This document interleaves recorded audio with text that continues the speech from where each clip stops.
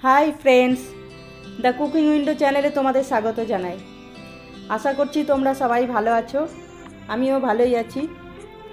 আজ আমি চিলি চিকেনের রেসিপি শেয়ার করব তোমাদের সঙ্গে। তো চলো দেখে নিই চিলি চিকেন রেসিপি কি করে বানাই। এর জন্য আমি 250 গ্রাম চিকেন, বোনলেস চিকেন নিয়েছি।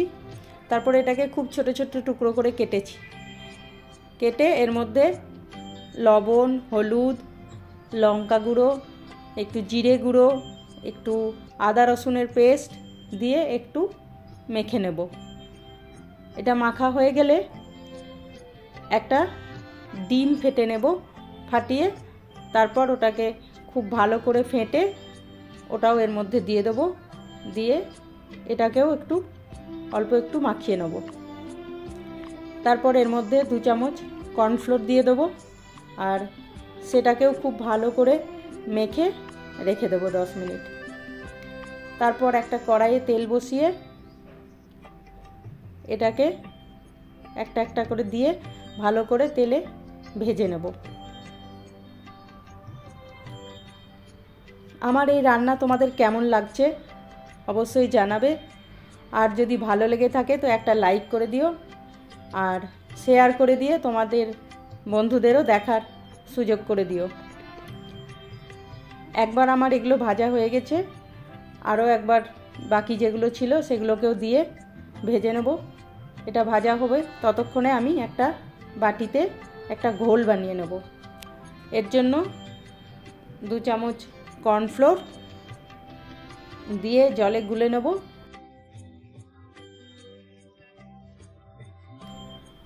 তারপর এতে একটু সয়া সস, 1 চামচ চিলি সস আর 2 চামচ টমেটো সস দিয়ে আবার ভালো করে এটাকে আরও একটু জল দিয়ে পাতলা করে ঘোল বানিয়ে রেখে দেব। ততক্ষণে আমার এদিকে চিকেনটাও ভাজা হয়ে গেছে। এবার এই চিকেনটাকে তুলে রাখবো। রেখে ওই তেলের মধ্যেই একটু কাঁচা লঙ্কা আর একটু রসুন কুচি দিয়ে একটু ভেজে নেব। তারপর এতে ডুমো ডুমো করে কেটে রেখেছিলাম আগেই পেঁয়াজ, শিমলা মির্চ আর টমেটো দিয়ে সেটাকেও অল্প একটু ভেজে নেব। অল্প একটু ভাজা হলে এর মধ্যে বানিয়ে রাখা ঘোলটা দিয়ে দেব। আর দেওয়ার পরে এটা কন্টিনিউয়াসলি নাড়তে হবে, না হলে এগুলো লাম্পস তৈরি হয়ে যাবে।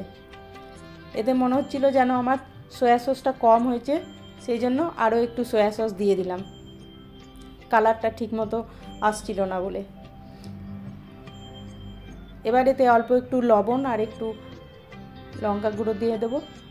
তারপর এটা ফুটলে এর মধ্যে ভেজে রাখা মাংসগুলো দিয়ে আবার একটু ফুটিয়ে নেব। তারপর ওপর থেকে একটু গোলমরিচ গুঁড়ো, একটু চিলি ফ্লেক্স আর একটি অরিগানো দিয়ে তারপর নেড়েচেড়ে গ্যাসটা বন্ধ করে দেবো। বাস, চিলি চিকেন রেডি। ভিডিওটা দেখার জন্য সবাইকে অনেক ধন্যবাদ।